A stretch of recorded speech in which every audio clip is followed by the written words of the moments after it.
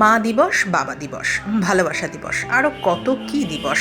এবার পাবনায় দেখা মিলেছে ভিক্ষুক দিবসের, যেটি প্রতি বৃহস্পতিবার পাবনার শহীদ আমিনউদ্দিন আইন কলেজের পরিত্যক্ত ভবনে পালন করা হয়।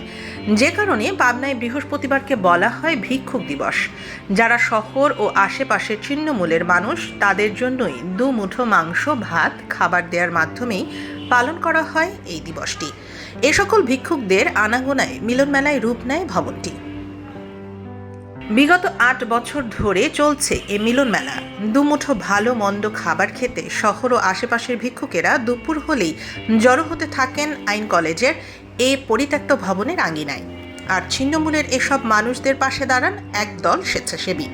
নিজ হাতে তাদের জন্য রান্না করে সকলের মাঝে খাবার বিলিয়ে দেন তারা। প্রতি সপ্তাহের শেষের দিন দুপুরে বিনা অর্থে মাংস ভাত খেতে পেরে খুশি এসব ছিন্নমূলের মানুষেরা।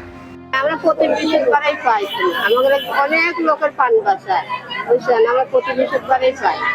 এটা খুব ভালো মানুষ। আমি আজ 1 বছর ধরে খাই, অনেক দিন ধরে খাওয়া দাওয়া হচ্ছে এখানে। ওই প্রত্যেক বৃহস্পতিবারে খাওয়াই, কত বৃহস্পতিবার ডিম দেয়, কত বৃহস্পতিবারে ডাউল দেয়। এটা আল্লাহর কাছে দোয়া করি এদের হাত আরো শক্তিশালী হোক। আমার কি কি খাবার দেয়, আমরা হলে ডিম দিও, আমার খিচুড়ি খাওয়ায়, আমার বিরিয়ানি, মুরগির হলে মাংস দিও, বিরিয়ানি দেয়, আমরা খিচুড়ির সাথে ডিমও পাই। আমরা প্রতি বৃহস্পতিবারে খাই, প্রতি বৃহস্পতিবারে হলে আমার হলে দেয়, আমার হলে কম্বল দেয়, বছরে কম্বল দেয়, সবই আমার দেয়। প্রতি বৃহস্পতিবারে এখানে আমরা আসি, অনেক লোক হয়, হাজারও হয়, 1200 হয়, এরকম লোক হয়ে যায়। যথেষ্ট লোকের জন্য এরা যে কত লোক সহযোগিতা করে আমাদের খাওয়ার জোগাড় করে, খুব কষ্ট করে রান্না করে আমাদের গরিব মানুষকে দেয়। আমরা সবাই আশা করে আসি এই জায়গায় বসে আমরা খানা খাই আমাদের পেট ঠান্ডা হয়। এ দিনটি পালনে অর্থ ও শারীরিক শ্রম দিয়ে সাহায্য করে আসছেন স্থানীয়রা।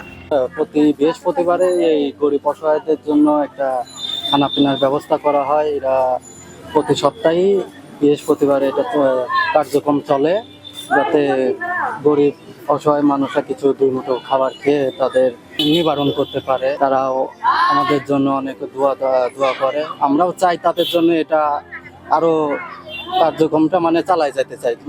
আমরা প্রত্যেক বৃহস্পতিবার আল্লাহর রহমতে আমরা দীর্ঘ 8 বছর ধরে এই প্রোগ্রামটা চালাচ্ছি। সবার সহযোগিতায় এই প্রোগ্রামটা চলে।